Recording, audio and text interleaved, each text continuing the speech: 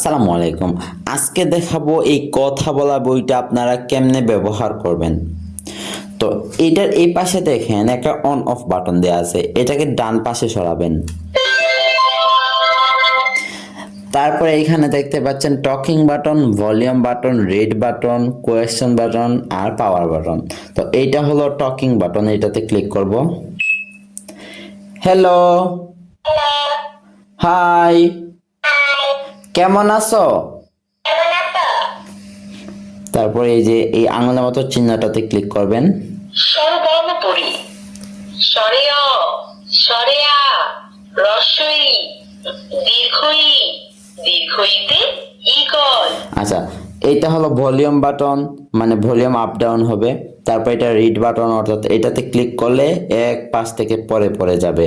এটা হলো question button, অর্থাৎ এইটাতে ক্লিক করলে সে এই পাশ থেকে প্রশ্ন করবে। চলেন একটা ক্লিক করি। দীর্ঘই কোথায়? তো জিজ্ঞেস করছে দীর্ঘই কোথায়। সাবাস, সঠিক হয়েছে। দীর্ঘ কোথায়? আচ্ছা, তারপর আপনার প্রত্যেকটা পৃষ্ঠায় যাবেন, গিয়ে এই যে আঙুলের মতো চিহ্নটাতে ক্লিক করবেন। না, ভুল হয়েছে। আচ্ছা, আমি এটাতে ক্লিক দীর্ঘ করবো আবার। কোথায়? ব্যঞ্জন বর্ণ পড়ি ক খ গ ঘ ও ওতে ব্যাং। তো এইটি কিন্তু এখন পর্যন্ত বের হওয়া সবচেয়ে আপডেট ভার্সন বই, তাই আপনারা এটাতে সব কিছু পেয়ে যাবেন। একদম সূরা, গজল, নামতা, ক্যালকুলেটর, স্বরবর্ণ, ব্যঞ্জনবর্ণ থেকে শুরু করে সব কিছু পেয়ে যাবেন এটাতে। তারপরে এই যে এই আঙুলের মতো চিহ্ন আছে, এটাতে ক্লিক করব। নামতা ৫ একে ৫, ৫ ২ ১০, ৫ ৩ এই অ্যালফাবেট আছে এখানে, ৫ ৪ ২০, ৫ ৫ ২৫, ইংরেজি ছড়া আছে, ৩০, ৫ ৭ ৩৫, ৫ ৮ ৪০, আরবি বর্ণমালা আছে। আরবি হরফ এই যে আমি আঙুলের মতো চিহ্নটাতে ক্লিক করছি।